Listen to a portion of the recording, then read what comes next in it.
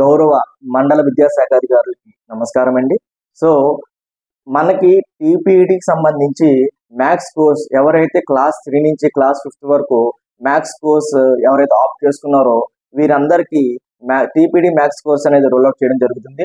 అయితే ఎంఈఓస్ అందరికీ వచ్చిన లింక్ ప్రకారము మనం మన మండలంలో ఉన్న ప్రతి కాంప్లెక్స్ నుంచి ఒక కేఆర్పిని ఎవరైతే క్లాస్ 3 నుంచి క్లాస్ 5 వరకు టీచ్ చేస్తారో మ్యాథ్స్ టీచరు వాళ్ళ నేమ్స్ అనేది ఒక ఫామ్ లో రావడం జరిగింది.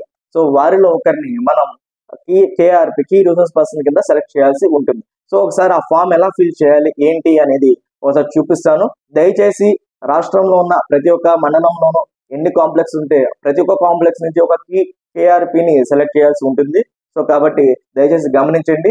అలాగే ప్రతి కాంప్లెక్స్ నుంచి ఒక కేఆర్పిని టీజీటీ మ్యాథ్స్ ఎవరైతే చెప్తారో వారందరినీ కూడా సెలెక్ట్ చేయాలని చెప్తున్నాను. ఒకసారి ఫామ్ ఎలా ఫిల్ చేస్తారో చూద్దామండి.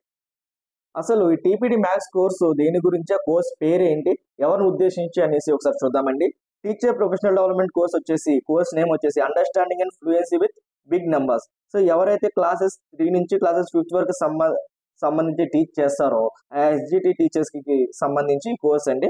వారు ఎవరైతే మనకు ఆప్ట్ చేసుకున్నారో వారి నేమ్స్ మాత్రమే మన ఫామ్ లో ఉంటాయి, వారిని మాత్రమే సెలెక్ట్ చేయాల్సి ఉంటుంది. అలాగే కేఆర్పిని ఎలా నామినేట్ చేయాలి, కేఆర్పి ఎవరైతే ఉన్నారో వారు సీనియర్ టీచర్ అయి ఉండాలి. తర్వాత వారికి ప్రాథమిక గణితంలో సబ్జెక్ట్ నైపుణ్యం కలిగి ఉండాలి.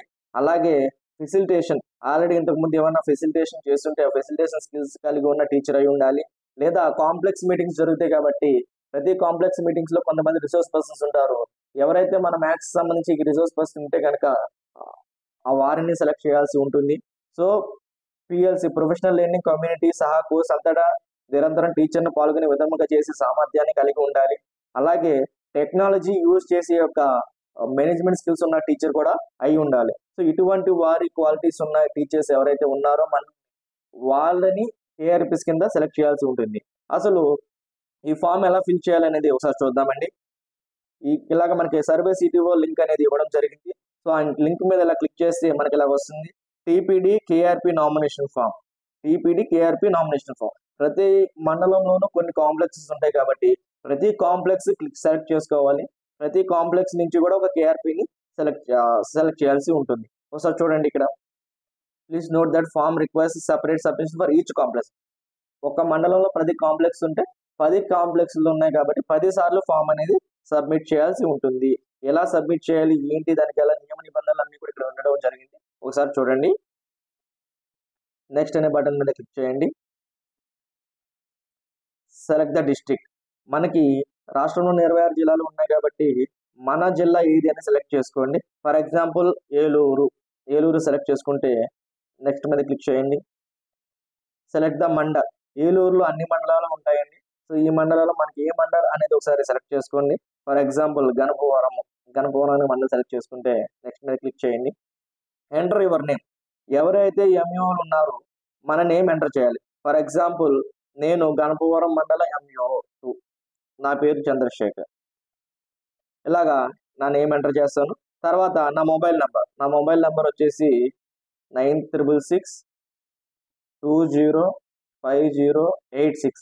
ఈ నెంబర్ అనేది ఎంటర్ చేస్తాను. సో ఎవరైతే ఫిల్ చేస్తున్నారో వారి నేము, తర్వాత వారి మొబైల్ నెంబర్, మీ మండలానికి సంబంధించిన ఎవరైతే ఎంఈఓ ఉన్నారో వారి నేము, వారి మొబైల్ నెంబర్ ఖచ్చితంగా ఎంటర్ చేయాలండి.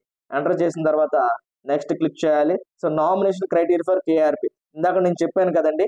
సో ఎవరైతే కేఆర్పిగా మనం నామినేట్ చేస్తామో వారందరికీ ఫెసిలిటేషన్ స్కిల్స్ కానీ టెక్నాలజీ యూజ్ చేసి ఇది కానీ సీనియర్ టీచర్ గారు ఉన్న టీచర్స్ లో సీనియర్ టీచర్ అయ్యి ఉండాలి. ఇటువంటివి చూసుకుని వారిని సెలెక్ట్ చేయాల్సి ఉంటుందండి. తర్వాత నెక్స్ట్ మీద క్లిక్ చేయండి.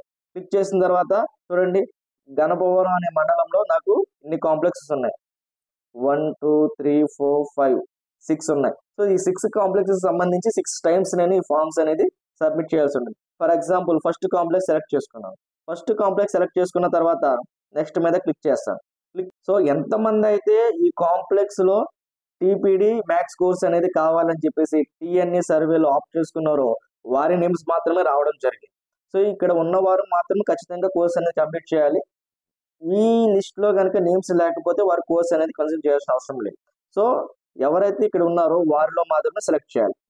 ఫర్ ఎగ్జాంపుల్ రమేష్ బాబు ఇంటి అని ఉన్నారండి. రమేష్ బాబు ఇంటి అనే ఆయన సీనియర్ టీచరు, తర్వాత టెక్నాలజీ బాగా యూజ్ చేస్తారు. ఇంతకుముందు కాంప్లెక్స్ సంబంధించి మీటింగ్స్ కూడా రిసోర్స్ పర్సన్ గా చేశారు.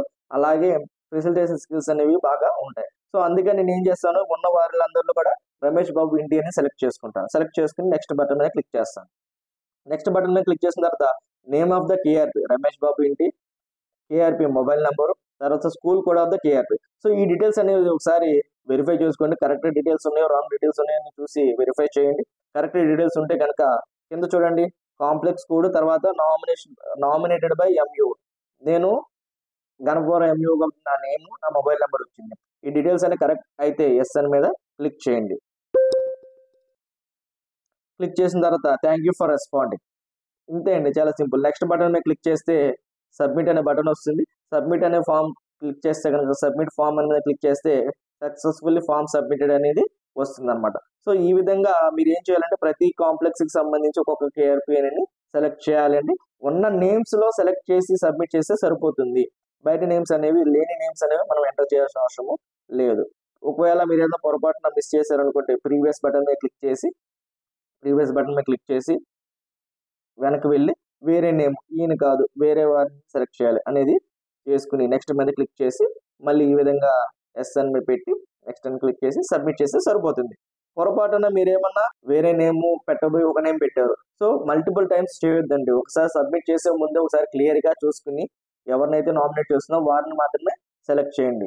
థ్యాంక్ యూ అండి.